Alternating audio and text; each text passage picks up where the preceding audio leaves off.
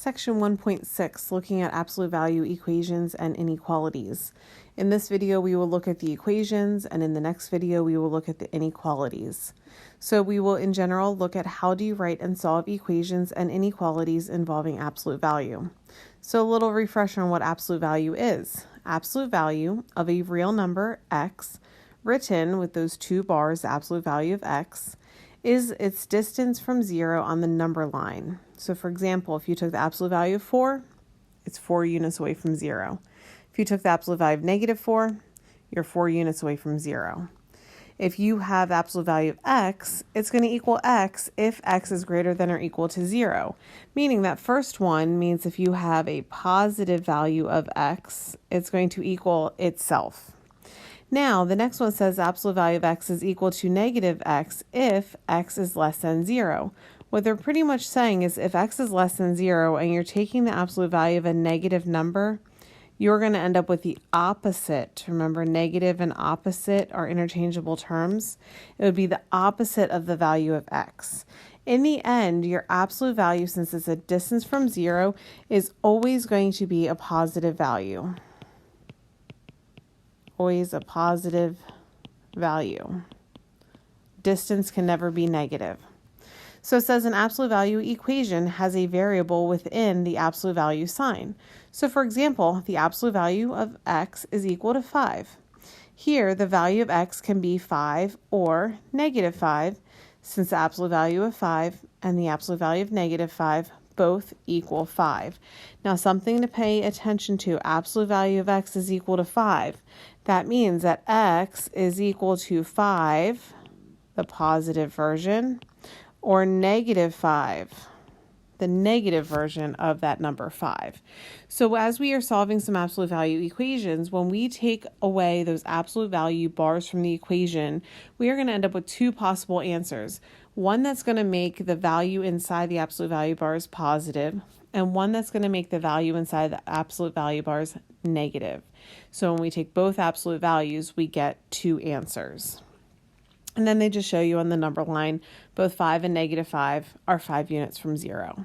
So let's take a look at number 1, a little refresher from Algebra 1.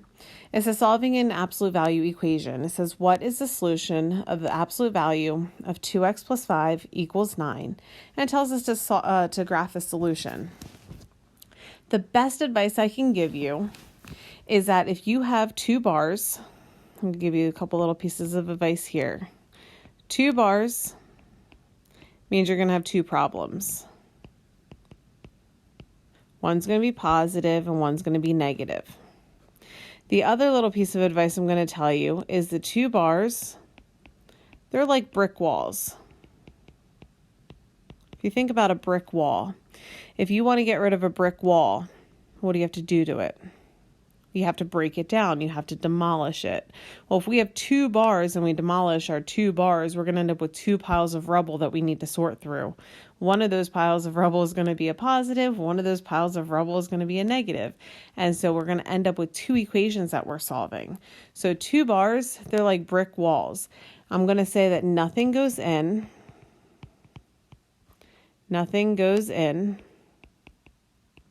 and nothing comes out.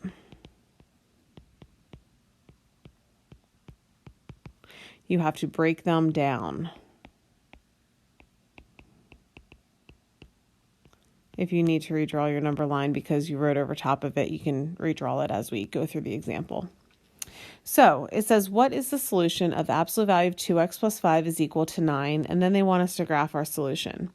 So as I just said, we have 2 bars. We're going to have 2 problems. They're brick walls. So when I look at that, I have the absolute value of 2x plus 5 is equal to 9. That means this piece of information in here has to be 9 or it has to be -9. So what I'm going to do is I'm going to take this and I'm going to 2 bars. As soon as I see 2 bars, it reminds me that I need 2 problems. One of them, 2x plus 5, is going to equal 9, exactly as it's written. Looks like a regular equation. Now the other option is that 2x plus 5 could also be the opposite of 9. It could be that negative 9. So we have two equations, and technically this would be an or type of a problem because x is going to equal one value or another value. So we're going to solve each of these individually. So let's do some subtract 5. 2x is equal to 4. If I divide by 2, we end up with x is equal to 2. Or, let's see what else we have. Subtract 5. 2x is equal to negative 14. Dividing by 2, x is equal to negative 7. So the two values we have is that x is equal to 2 or x is equal to negative 7. And always, always, always never hurts to double check. If I took the absolute value of 2 times 2 and I add 5, is that going to equal 9? 2 times 2 is 4. 4 plus 5 is 9. Absolute value of 9. 9 is equal to 9. We're good. If I double check my negative 7, 2 times a negative 7, that's a negative 14. If I add 5, that gives me a negative 9. And if I take the absolute value, we end up with 9 is equal to 9. So we also know that that is correct. So our two values that we are going to graph on our number line are a negative 7 and a positive 2. So I'm going to count by twos, and I'm going to start at negative 8, negative 6, negative 4, negative 2, 0, and positive 2. And then we are going to plot the two numbers. We have x is equal to positive 2, and we have x is equal to negative 7. Just two values, 2 points. Let's try another one. Number 2. It says solve a multi-step absolute value equation. So it says what is the solution of 1/3 times the absolute value of 3x minus 6 minus 2 is equal to 5. Now, just like we did on the last one, the answer to absolute value is going to be a positive or negative. Those two bars means we're going to have two problems, one as a positive and one as a negative. But I cannot break into two problems until everything else is gone. So that means that I need to start solving to get the absolute value bars by itself. Just like my brick walls. If I'm going to demolish my brick walls, I'm going to check all around the outside of my walls that I'm going to drop.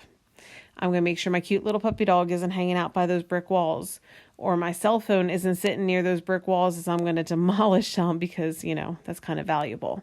So anytime you have a problem that has multiple stuff going on, get rid of everything away from the absolute value bars, then break them into your two problems. So let's see what we got. First thing I'd have to move. Well, that 1/3 is closest to those absolute value bars, so I can't get rid of the 1/3 until I undo that minus 2. So if we start by undoing that minus 2, that means we're going to add 2.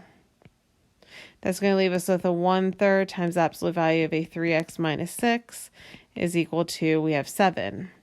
And now I can get rid of that 3 by undoing that 1/3, get rid of the 1/3 by multiplying by a 3. What I do to one side, I'm going to do to the other. That leaves us with the absolute value of 3x minus 6 is equal to 21. Now at this point, I have two bars.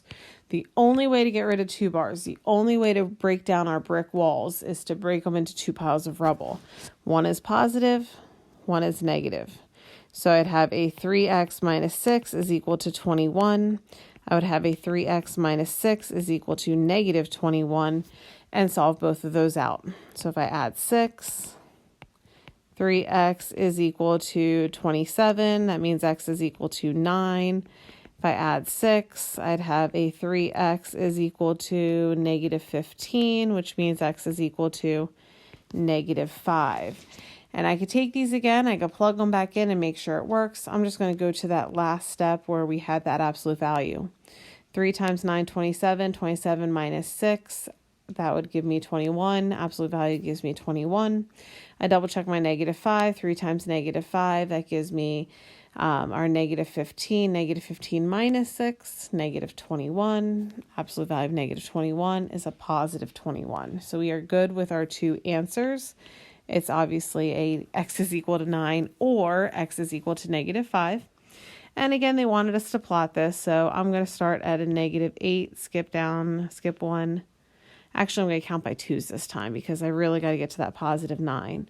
So if I go -8, next line would be -6. I'm going to go -4, skip 1, go to 0, skip 1, go to 4, skip 1 to 8, and then to 12. So kind of counting by 4's, but every line would be 2's. So if I have x is equal to 9, so 0, 2, 4, 6, 8, 9 is going to be in between 9 and what would be 10 that I didn't label. I'm going to throw a little 9 over top of that. And then I'm going to go down here, 0, -2, -4, we'd have -5. So I've been mentioning that I want you to check your answers. Take the numbers that you get for your solution and plug them back in and make sure that it works. The reason I say that is because that next definition talks about extraneous solution.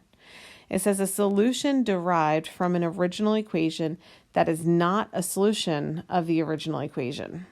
It says since the distance from 0 on a number line cannot be negative, such as absolute value of x equals -5, the equation would have no solution. Always check all solutions to absolute value equations. If you solved something down and you had that the absolute value is equal to a negative value, they're saying that that would end up being a no solution. When you take an absolute value, you must have a positive answer.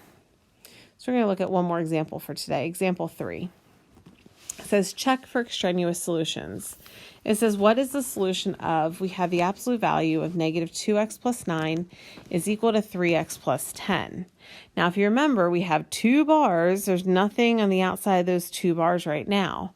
One of them has to be a positive and one of them has to be a negative of this expression. So my positive version of a 3x plus 10 is just going to be a 3x plus 10.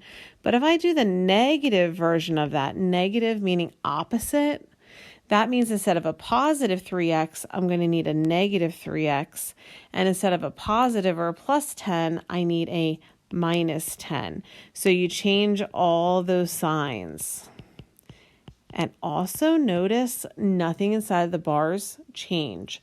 It's always the answer. It's always the other side that gets the positive and the negative values. So we set up our 2 problems. Our -2x plus 9, as I said, that's not changing, is equal to the regular 3x plus 10. Looks like a normal equation. When I set up my second equation, though, I'm going to take that -2x plus 9, and now I'm going to set it equal to the negative or the opposite of that. That's where we ended up with that -3x minus 10. And now we're going to solve those 2 equations. Let's see what we got. I'm going to add the 2x over because I'd rather stay positive with my variable. 9 is equal to a 5x plus 10. If I subtract 10 over, -1 is equal to 5x dividing by 5. I end up with x is equal to -1/5. If I solve my other equation, I'm going to put a little or here. I'm going to move my 3x over in that case to get it to a positive x value. So I'm left with x plus 9 is equal to -10, and I subtract 9. I end up with x is equal to -19. And just like we said, we need to make sure that we check our solutions. So I'm going to use my little space over here that I have left.